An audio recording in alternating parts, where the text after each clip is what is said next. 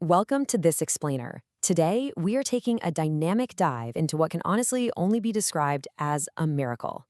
We're not just looking at the biography of an ordinary man here, we are unpacking the absolute rags to riches phenomenon of a true cinematic titan. We're talking about the one and only Rajinikanth. So let's jump right into this and see how a completely humble beginning evolved into something literally larger than life. It's almost unbelievable to think about, right? Like, how does a simple bus conductor from the crowded streets of Bangalore rise up to become the undisputed emperor of Indian cinema? We're talking about a man who holds a godlike status among millions of fans all over the world. It really forces us to ask, was this just sheer luck, undeniable talent, or was it just absolute destiny? Well, to understand this massive transformation, we gotta go back to the very beginning. So starting with section 1, a bus conductor's dream. Let's look at the early life of Shivaji Rao Gaikwad. Well, long before the fame and way before the flashing cameras, there was just Shivaji. He was born back in 1950 in Bangalore to a very modest working-class family. His dad was a police constable, his mom managed the home. And, resources were definitely scarce, but his dreams, they were huge. Talk about a grind. He worked some seriously grueling jobs as a coolie and a carpenter before he finally landed a stable gig as a conductor for the Bangalore Transport Service. And it was exactly those tough working-class roots that forged this incredible resilience in him. But here's the crazy part. The magic actually started in the most mundane setting imaginable. Even while doing the exhausting, repetitive job of issuing bus tickets, there was just something undeniably magnetic about the guy. Seriously, passengers would deliberately skip earlier buses just to catch his route, purely to watch his flair. He was literally breathing life into the word style, tossing tickets and flipping coins with this crazy natural rhythm. He didn't just invent that persona for the cameras later on. That was simply who he was. And obviously, people around him totally noticed. Moving on to section 2, enter the cinema world and his destiny at the Madras Film Institute. It was actually his friends who really saw that initial spark, and they pushed him to take a massive leap of faith and join the institute. And man, that is where destiny struck. Legendary director K. Balachandar took one look at young Shivaji and said, "There is fire in your eyes. You will become a great actor." He instantly recognized this raw, untamed potential, because it wasn't about traditional good looks, It was about that intense, blazing energy. That one moment of a mentor's belief was the turning point that birthed the superstar we know today. Okay, so in 1975, he gets his very first break in Apoorva Ragangals, taking on a negative role. But get this, his debut was so captivating that audiences literally could not look away. Then came Moonju Machu, where he plays a villain again and just completely steals the spotlight.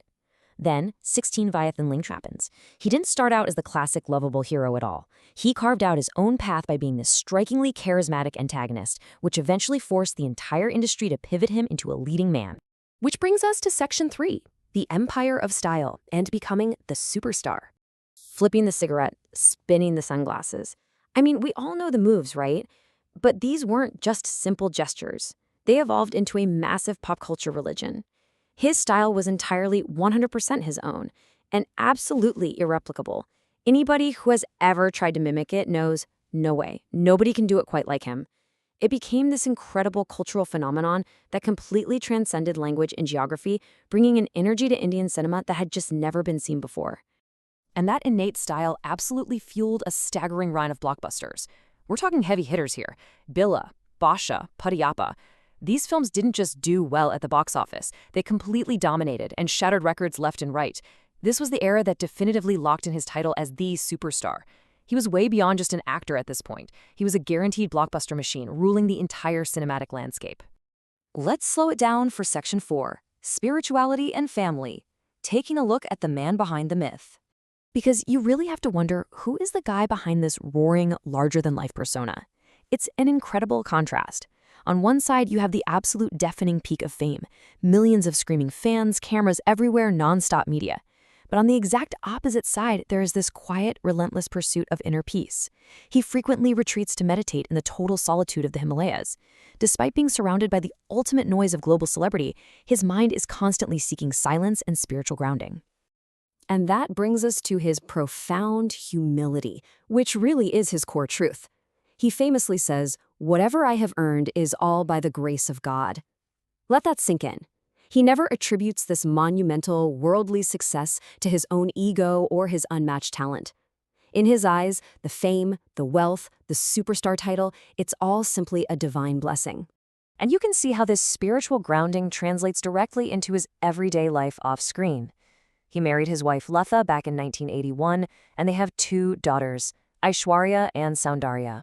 For a guy who literally commands empires on the big screen, his real-life priorities remain stunningly simple: his family and just living a very simple life.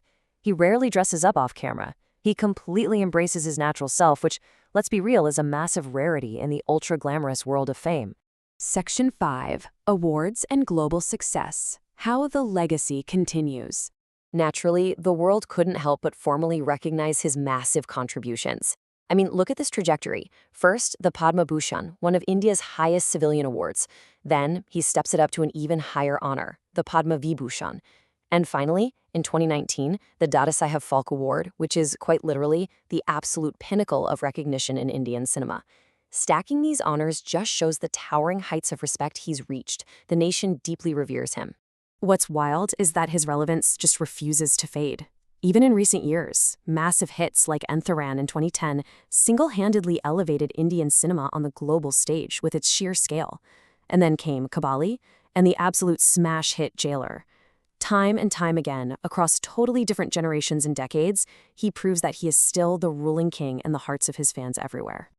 Finally, Section 6, the ultimate life lesson and the moral of this incredible journey. Because ultimately, the story of Rajinikanth is way more than just an entertaining biography. It forces all of us to look at our own potential. As he puts it, it doesn't matter where you came from. What matters is where you want to go. Your starting line, whether you're a bus conductor, a clerk, or a student, does not dictate your finish line. If you have that fire, that focus, and that willpower, the possibilities are literally endless.